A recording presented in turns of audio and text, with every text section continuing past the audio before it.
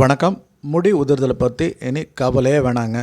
இயற்கையாக ரொம்ப எளிமையாக கிடைக்கிற 2 பொருட்களை வச்சு சூப்பராக ஒரு ஹேர் ஆயில் எப்படி தயார் செய்கிறது, அதை செஞ்சு 100% இந்த முடி உதிர்தலை எப்படி தடுக்கிறது அப்படின்னு இந்த வீடியோ பார்க்கலாம் வாங்க.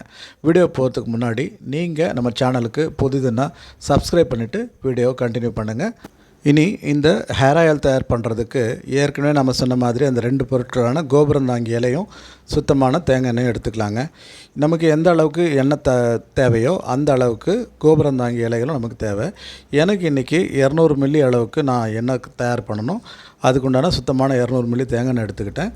அந்த அளவுக்கு 200 மில்லி அளவு சாறு வர அளவுக்கு கோபுரந்தாங்கி இலைகளும் எடுத்துருக்கேங்க.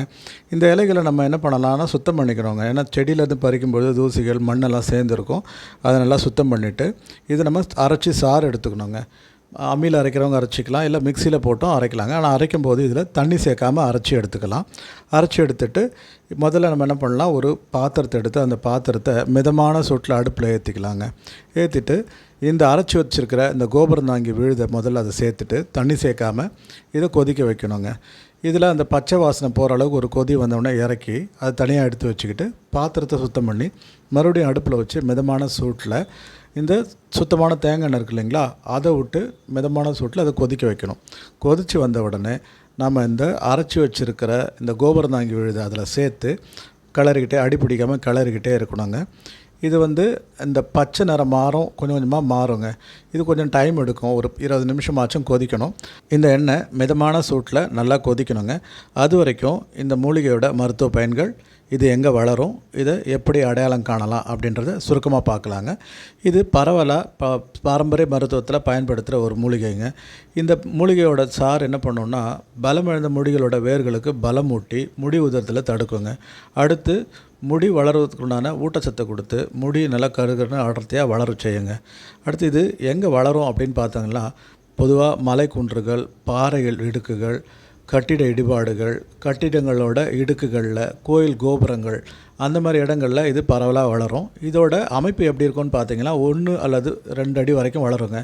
பொதுவாக மற்ற செடிகள் இருக்கிறது போல் செடியோட தண்டிலிருந்து இலை காம்பு பிரிஞ்சு அதிலேருந்து இலை வராதுங்க. இது தண்டோடவே சேர்ந்து இலைகள் அமைந்திருக்கும். இலைகள் பார்க்குறது எதிரெது அடுக்கில் அழகாக ஒரு கோயில் கோபுரம் போலவே இருக்கும். பூக்களும் அந்த இலைகளோட இடுக்கிலேருந்தே வருங்க.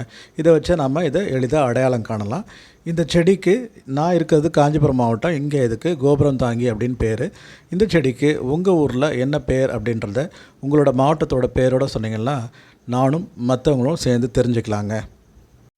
இப்போ நம்ம கோபுரந்தாங்கி எண்ணெய் நல்லா கொதிப்பெல்லாம் அடங்கி அந்த பச்சை நிறம் மாதிரி கருப்பாகிடுச்சுங்க. இந்த பக்குவத்தில் இதை நாம் இறக்கி ஆற வச்சு நல்லா ஒரு 5 மணி நேரம் இதை ஆறணுங்க. ஆறினவுடனே இதோட அந்த கருப்பாக இருக்கிற அந்த வேஸ்டெல்லாம் கீழே தங்கிடும். நம்ம அந்த எண்ணெயை மட்டும் நல்லா தெளிவாக வடிகட்டி ஒரு கண்ணாடி பாட்டில் அடைச்சி வச்சுக்கிட்டோம்னா நம்ம ஹேர் ஆயில் ரெடிங்க. அடுத்து இந்த ஹேர் ஆயிலை எப்படி பயன்படுத்துறது அப்படின்னு பார்க்கலாங்க.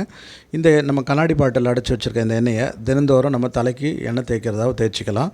வாரத்தில் 1 அல்லது 2 நாளைக்கு இந்த எண்ணெயை நல்லா தலை ஃபுல்லாக தேய்ச்சி மசாஜ் பண்ணி நல்லா கொஞ்சம் நேரம் ஊறணுங்க. ஊற விட்டுட்டு நல்லா வெதுவெதுப்பான தண்ணியில் சீயக்காத்தூள் அல்லது அரப்பு பொடி வச்சு தேய்ச்சி தலை குளிச்சுட்டு வரும்பொழுது நமக்கு நல்ல ரிசல்ட் இருக்குங்க. குறிப்பாக இந்த எண்ணெயை தேய்ச்சிட்டு ஷாம்பு அல்லது சோப்பு அந்த மாதிரி விஷயங்களை நம்ம பயன்படுத்தினோம்னா நாம் எதிர்பார்க்குற ரிசல்ட்டு கிடைக்காதுங்க. சீயக்காத்தூள் அல்லது அரப்பு பொடி மட்டுமே பயன்படுத்தணும். அப்படி பயன்படுத்தும் போது நல்ல ரிசல்ட் கிடைக்குங்க. முதல்ல முடி கொட்டுறது கொஞ்சம் கொஞ்சமாக நிற்குங்க. அடுத்து முடி கருகருன்னு அடர்த்தியாக வளர ஆரம்பிக்குங்க. இனி இந்த கோபுரந்தாங்கியை பற்றி வேறு ஒரு சூப்பரான டிப்ஸ் சொல்கிறேன்னு சொன்னேன் இல்லைங்களா, அது என்னென்னு பார்க்கலாங்க. இந்த கோபுரந்தாங்கிக்கு நிறைய மருத்துவ பயன்கள் இருக்குங்க. அது நம்ம உடம்பை கோபுரம் போல் தாங்கிறதால தான் இதுக்கு கோபுரந்தாங்கி அப்படின்ற பேரும் இருக்குது. இனி இதோட சூப்பரான இன்னொரு டிப்ஸ் என்னென்னா, சிலருக்கு மாடிப்படி ஏறும் பொழுது அல்லது நடக்கும் பொழுது மூச்சு வாங்குங்க.